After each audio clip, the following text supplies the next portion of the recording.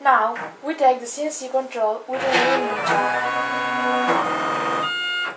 We can move it on the X and Y axis using the joystick.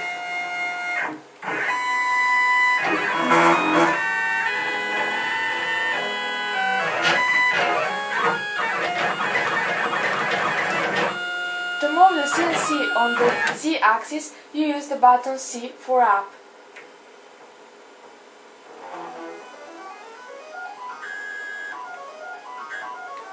And button Z for down.